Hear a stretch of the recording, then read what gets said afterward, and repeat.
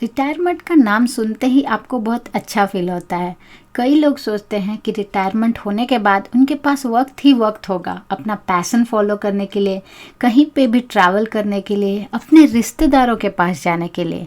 लेकिन क्या उस ड्रीम रिटायरमेंट के लिए आपने सही से प्लान किया है? हेलो दोस्तों, इस वीडियो में हम जानेंगे कि पब्लिक प्रोविडेंट फंड आपके रिटायरमेंट प्लानिंग में सबसे पहला कदम हो सकता है या नहीं। आइए देखते हैं पीपीएफ को डिटेल में। जानते हैं पहले ईपीएफ और पीपीएफ में क्या डिफरेंस है। ईपीएफ का मतलब एम्प्लॉय प्रोविडेंट फंड या जिसे हम पीएफ के नाम से जानते हैं। ये एक मैंडेटरी सेविंग स्कीम है जो भारत सरकार ने लॉन्च की है एक ऑर्गेनाइज सेक्टर के सारे एम्प्लॉयज़ के लिए। इसमें हर कोई नहीं इन्वेस्ट कर सकता है। इसमें क्या होता है, जिस कंपनियां जो रजिस्टर हुई हैं ईपीएफओ के अंडर, वही कंपनी के कर्मचारी इसमें इन्वेस्ट कर सकते हैं।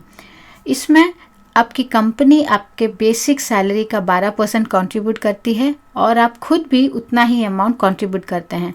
दोनों मिलके एक रिटायरमेंट कॉर्पस बनाती हैं जो आप रिटायरमेंट के बाद ही विड्रॉ कर सकते हो, या फिर अगर आपने कंपनी छोड़ी तो उसको आप ट्रांसफ़र कर सकते हो नई कंपनी में।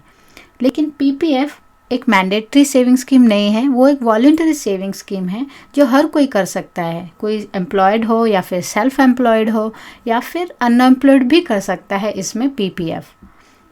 इसका इंटरेस्ट रेट जो है हर क्वार्टरली रिवाइज होता है। फिलहाल 2 क्वार्टर से उसका इंटरेस्ट रेट 7.1% है। आइए जानते हैं पीपीएफ को और डिटेल में।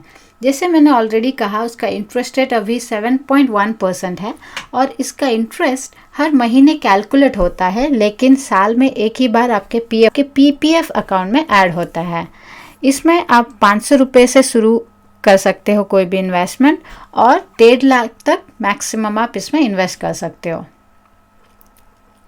इसका जो मैच्योरिटी पीरियड है वो 15 साल है, मतलब 15 साल तक आपका पैसा इसमें लॉक इन रहेगा और आप चाहो तो 15 साल के बाद उसको हर 5 साल आप एक्सटेंड करा सकते हो। आइए देखेंगे कौन कौन खोल सकता है ये पीपीएफ अकाउंट। सबसे पहले तो कोई भी रेसिडेंट इंडियन खोल सकता है पीपीएफ, लेकिन एनआरआईज नहीं खोल सकते हैं पीपीएफ अकाउंट।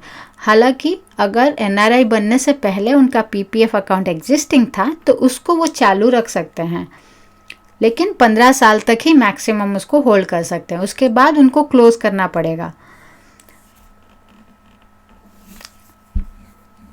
एक गार्डियन भी कर सकता है अपने माइनर के नाम से, लेकिन उसका भी मैक्सिमम लिमिट 1.5 लाख है। कोई एचयूएफ नहीं खोल सकता है पीपीएफ अकाउंट। उसके बाद हम जानेंगे कि पीपीएफ अकाउंट वैसे आप कहाँ कहाँ पे खोल सकते हो। आप पीपीएफ अकाउंट कोई भी पोस्ट ऑफिस में खोल सकते हो या फिर हर पब्लिक सेक्टर बैंक्स में खोल सकते हो। और सिर्फ 3 प्राइवेट सेक्टर फिलहाल अलाउड हैं पीपीएफ अकाउंट खोलने के लिए, जिनका नाम है एचडीएफसी बैंक, आईसीआईसी बैंक और एक्सिस बैंक। आइए देखते हैं पीपीएफ के कुछ फैसिलिटीज़। सबसे पहले आप किसी को भी नॉमिनी रख सकते हो और मोर देन 1 पर्सन को भी आप नॉमिनी रख सकते हो, लेकिन मेंशन करना पड़ेगा कि कितना % आपको अपने कॉर्पस में से उनको देना है। सेकंड, आप प्री मैच्योर क्लोजर कर सकते हो। उसका मतलब 15 साल लॉक इन होने से पहले ही आप प्री मैच्योर क्लोजर कर सकते हो, लेकिन उसके 3 महत्वपूर्ण कंडीशंस है। सबसे पहले, अगर आपको, आपके स्पाउस को या बच्चों को किसी को भी जानलेवा बीमारी है तो आप क्लोज कर सकते हो। दूसरा, अगर आप खुद के लिए या फिर अपने बच्चों के लिए हायर एजुकेशन के लिए आप पीपीएफ निकालना चाहते हो, वो भी आप कर सकते हो। तीसरा, अगर आपका स्टेटस चेंज हुआ है, उसका मतलब आप विदेश गए हो और एनआरआई बन गए हो, तो आप प्री मैच्योर क्लोजर कर सकते हो। लेकिन एक डिमेरिट ये है कि आपके 1% आपका टोटल अमाउंट में से काट लिया जाता है as a penalty. Premature closure का कंडीशन ये है कि आप 5 साल मिनिमम उसमें इन्वेस्ट रहना है, उसके बाद ही आप क्लोजर कर सकते हो। नेक्स्ट फैसिलिटी ये है कि आप उस पर लोन भी ले सकते हो अपने पीपीएफ पे। तीसरा ये है कि पीपीएफ का टैक्स बेनिफिट भी है मैक्सिमम 1.5 लाख तक। अगर आप अपने माइनर के नाम पे भी पीपीएफ खोलते हो तो दोनों को मिला के 1.5 लाख ही मैक्सिमम है, जो सेक्शन 80C के अंदर आपको टैक्स एग्जेम्पशन मिल जाता है। नेक्स्ट उसका और एक एडवांटेज है पीपीएफ का कि कोई भी कोर्ट ऑफ लॉ में उसको अटैच नहीं किया जा सकता है। मतलब अगर आपने किसी से लोन लिया है और उसको नहीं चुका पाए हो किसी रीज़न के वजह से, तो कोई भी कोर्ट उसको अटैच नहीं कर सकती है, लेकिन इनकम टैक्स अथॉरिटीज़ ज़रूर उसको अटैच कर सकते हैं। पीपीएफ से आप विड्रॉ भी कर सकते हो मैच्योरिटी होने से पहले। आइए देखते हैं लोन फैसिलिटी को और डिटेल में। एग्जैक्टली आप कब लोन ले सकते हो ये जानना बहुत ज़रूरी है दोस्तों। आप अपने अकाउंट ओपनिंग का मतलब पीपीएफ जिस साल अपने अकाउंट ओपन किया है उसके तीसरे साल और उसके छठे साल के बीच ही आप लोन ले सकते हो। अगर छठा साल गुजर गया तो आप लोन नहीं ले पाओगे, आपको प्रीमेच्योर क्लोजर या विड्रॉल का ऑप्शन नेक्स्ट देखना पड़ेगा। आपको इंटरेस्ट कितना लगता है इसमें? पहले आप 2020 से पहले आपको जो इंटरेस्ट लगता था वो 2% था आपके पीपीएफ रेट के ऊपर। उसका मतलब पीपीएफ का रेट जो चल रहा है करंटली सपोज 8% था, तो अगर आपने लोन लिया तो आपको लोन का इंटरेस्ट लगेगा 8% प्लस 2% मतलब 10%। लेकिन अभी 2020 से वो 2% से कम होके 1% हो गया है। आपको सिर्फ अभी करंट इंटरेस्ट रेट जो है 7.1% प्लस 1% मतलब 8.1% आपका इंटरेस्ट लगेगा अगर आपने लोन लिया है, और आपको 3 साल के अंदर उसको रिपे करना रहता है। आपने अपना प्रिंसिपल रिपे कर लिया है लेकिन इंटरेस्ट नहीं रिपे किया है तो विदिन 2 मंथ्स आपको वो इंटरेस्ट देना पड़ेगा, नहीं तो आपको 6% का पेनल्टी लगता है। आइए जानेंगे कि पीपीएफ विड्रॉ कैसे होता है मैच्योरिटी से पहले। पीपीएफ आप विड्रॉ कर सकते हो लेकिन 7th फाइनेंशियल ईयर के बाद ही, मतलब आपने जिस साल अकाउंट ओपन किया है उसके 7वें फाइनेंशियल ईयर में ही आप उसको विड्रॉ कर सकते हो, और आपको हर साल एक विड्रॉ करने का ऑप्शन रहता है। जानना चाहोगे कि आप कितना अमाउंट विड्रॉ कर सकते हो, ये समझना बहुत ज़रूरी है कि आपका जो अकाउंट ओपनिंग का 4th फाइनेंशियल ईयर में जो बैलेंस आपका है उसको आप आधा कर लीजिए, और आप जिस साल विड्रॉ करना चाहते हैं उसके प्रीवियस ईयर में आपका बैलेंस कितना था उसको आधा कर लीजिए। तो ये दोनों अमाउंट में से कम जो है वही आप विड्रॉ कर सकते हो। एक एग्जाम्पल के थ्रू समझेंगे। यहाँ पे देखिए, सपोज आप 2020 में आप विड्रॉ करना चाहते हो तो आप जानना चाहोगे कि आपका कितना अमाउंट आप विड्रॉ कर सकते हो। अगर आप 2020 में आप विड्रॉ करना चाहते हो और अकाउंट आपने ओपन किया है 2012 में, तो आप चौथे फाइनेंशियल ईयर में देखिए आपका जो बैलेंस है वो है 4 लाख। 4 लाख का बैलेंस है। जो 4 लाख का बैलेंस को आप डिवाइड कर लीजिए बाई 2, मतलब हो गया 2 लाख। और 2019 का बैलेंस आप देख लीजिए 8 लाख, उसको भी डिवाइड कर लीजिए बाई 2, वो हो गया 4 लाख। तो इन दोनों में से जो लोअर है, जो कम है, उसका मतलब 2 लाख आप विड्रॉ कर सकते हो 2020 में। उम्मीद है दोस्तों समझ में आया होगा आपको। आइए देखेंगे अगर पीपीएफ अकाउंट की मृत्यु हो जाती है तो क्या होता है। पीपीएफ अकाउंट होल्डर की अगर मृत्यु हो जाती है तो उसके नॉमिनी को पूरा बैलेंस इमीडिएटली दे दिया जाता है। अगर बाय चांस अकाउंट होल्डर ने नॉमिनी नहीं मेंशन किया है तो उसका बैलेंस लीगल हेयर को दिया जाता है। उसका भी एक कंडीशन ये है कि अगर 5 लाख के ऊपर है बैलेंस तो सक्सेशन सर्टिफिकेट ज़रूरत पड़ता है आपको क्लेम करने के लिए।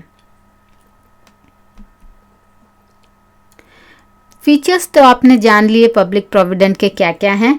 आइए देखते हैं अकाउंट कैसे खोला जाता है। सबसे पहले तो आप ऑफलाइन खोल सकते हो, उसका मतलब आप फिजिकली ब्रांच विजिट करके या फिर पोस्ट ऑफिस विजिट करके अकाउंट खोल सकते हो। और दूसरा ऑप्शन है ऑनलाइन ऑप्शन। पहले हम जानेंगे फिजिकली प्रेजेंट होके ब्रांच में कैसे अकाउंट खोला जाता है। बहुत आसान है। आप अकाउंट ओपनिंग फॉर्म भरते हो, अपना आईडी प्रूफ देते हो, एक एड्रेस प्रूफ और 2 फोटो के साथ एक मिनिमम डिपॉजिट 500 रुपये देने पर आपका पीपीएफ अकाउंट खुल जाता है। ऑनलाइन के लिए कुछ मैंडेटरी रिक्वायरमेंट है। उसका मतलब अगर आप जिस बैंक में आपको पीपीएफ अकाउंट खोलना है वहाँ पे आपका सेविंग्स अकाउंट होना बहुत ज़रूरी है। और एक एक्टिव नेट बैंकिंग होना चाहिए। बाकी दो जो रिक्वायरमेंट है वो है आधार रिलेटेड, आपका आधार लिंक होना चाहिए, प्लस आपका जो आधार में जो फ़ोन नंबर है वो एकदम सही होना चाहिए क्योंकि उसमें OTP आएगा। सबसे बड़े bank state bank of India में PPF अकाउंट कैसे खोलता है, ये स्क्रीन पे आप देख सकते हो। मैंने पूरे डिटेल में डाल दिया है कि आप अकाउंट स्टेप बाय स्टेप कैसे खोल सकते हो। अगर आपके पास वक्त नहीं है तो ये फ्लो डायग्राम आप दे सकते हो जिससे आपको आसानी होगी समझने में। सबसे पहले www.sbi.co.in में आप जाइए, उनके ऑफिशियल वेबसाइट में। वहाँ पे आप पर्सनल बैंकिंग जैसे आप नेट बैंकिंग लॉगिन करते हो वही नेट बैंकिंग आप लॉगिन करिए। लॉगिन करते ही आपको ऊपर बहुत सारे आइकॉन्स होंगे, उसके आइकॉन्स के अंदर आपका होगा एक रिक्वेस्ट एंड इंक्वायरीज वाला आइकॉन। वहाँ पे आप क्लिक करोगे तो लेफ्ट साइड में एकदम आपको दिख जाएगा न्यू PPF अकाउंट, वहाँ पे आप क्लिक करिए। उसके बाद स्क्रीन पे आप देख सकते हो कि नाम, आपका पता, आपका customer identification number, pan number, ये सब आपको दिखाएगा। एकदम वो कंफर्म करने के बाद कि वही अकाउंट होल्डर का डिटेल्स है तो नेक्स्ट स्टेप पे जाएगा जो कि है ब्रांच कोड इनपुट करने का। ब्रांच कोड हो सकता है आपको ना मालूम हो तो आप ब्रांच लोकेटर में क्लिक करिए, वहाँ पे ब्रांच का नाम मार के सर्च करिए कि कोड क्या है। वो बहुत ज़रूरी है क्योंकि उसी ब्रांच में आपका अकाउंट खुलेगा। उसके बाद वो कंफर्म करने के बाद आप नॉमिनी डिटेल्स डालना है, वो लास्ट स्टेप है, और उसके बाद आपको कंफर्मेशन पेज दिखा देगा अकाउंट नंबर के साथ। ये बहुत ज़रूरी है दोस्तों। अकाउंट नंबर आपका आने के बाद आपको एक प्रिंट आउट दिखाएगा पेज का, वो प्रिंट आउट आप लेके उसी ब्रांच में सबमिट करना है जिसका ब्रांच कोड आपने यहाँ मेंशन किया, और 30 दिन उसका मैक्सिमम टाइम है। ये इनवैलिड हो जाएगा अगर आप बाय चांस मिस किए ये एप्लीकेशन सबमिट करवाना। ये सब जानने के बाद इन शॉर्ट में आपको ये समझना चाहिए कि PPF अकाउंट आपको इमीडिएटली अभी क्यों खोल लेना चाहिए। सबसे पहले तो इसमें एक अश्योर्ड रिटर्न मिलता है क्योंकि ये भारत सरकार द्वारा चलाई गई सेविंग स्कीम है और इसमें रिटर्न्स एवरी क्वार्टर आपको रिवाइज आता है, वो आपके खाते में जमा हो जाता है हर साल। नेक्स्ट फीचर इसका ये है कि टैक्स बेनिफिट बहुत अच्छा है। ये एक EEE मॉडल फॉलो करता है, पब्लिक प्रोविडेंट फंड। उसका मतलब एग्जेम्प्ट। आप इन्वेस्ट करते वक्त भी वो एग्जेम्प्ट है, आपको जब मैच्योरिटी मिलता है तब भी ये एग्जेम्प्ट है, और आपके इंटरेस्ट और प्रिंसिपल अमाउंट से भी कोई टैक्स डिडक्शन नहीं होता है। तीसरा चीज़ है आपको इसमें विड्रॉल और लोन फैसिलिटी भी है जो बहुत सारे सेविंग्स में मिलती है, और ये बहुत काम आता है जब किसी को भी कोई फंड्स का रिक्वायरमेंट है और वो बाहर मार्केट से लोन नहीं ले पाते हैं, तो ये बहुत हेल्पफुल होता है।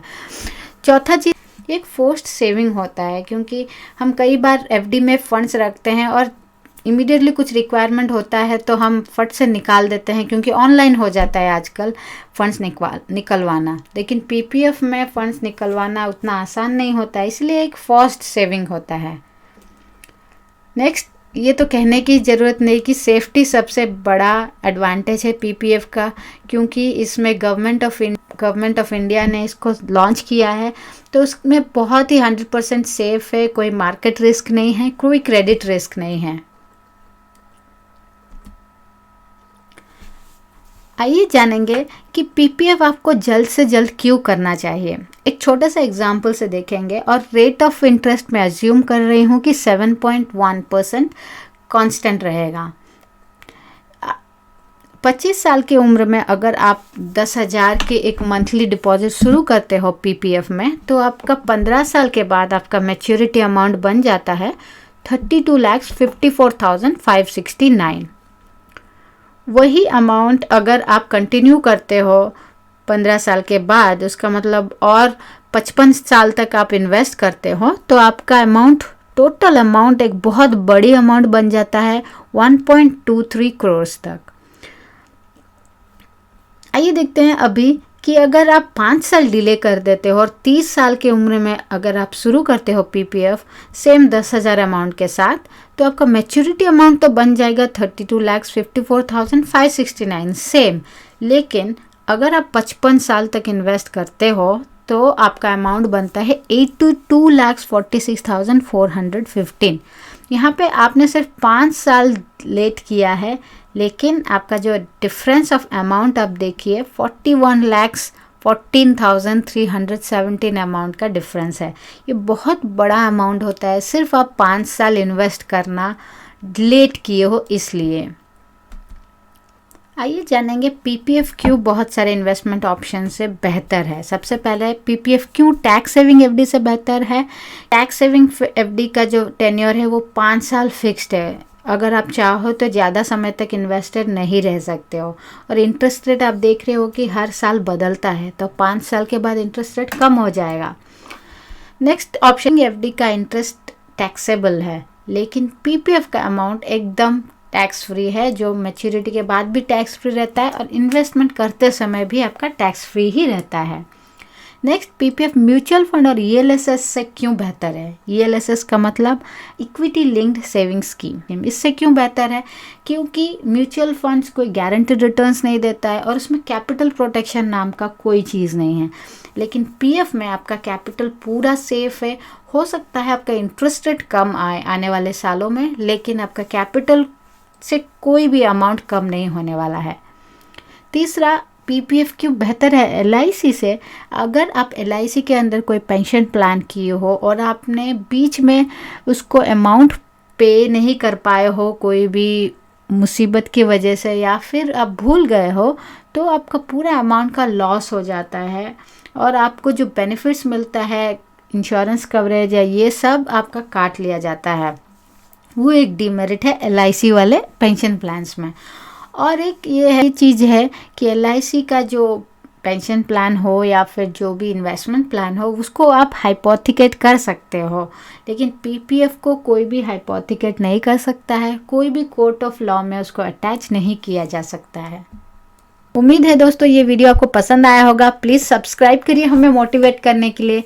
साथ ही साथ नीचे लाइक और कमेंट करके ज़रूर बताइए कि आगे आप कौन कौन से वीडियो देखना पसंद करेंगे।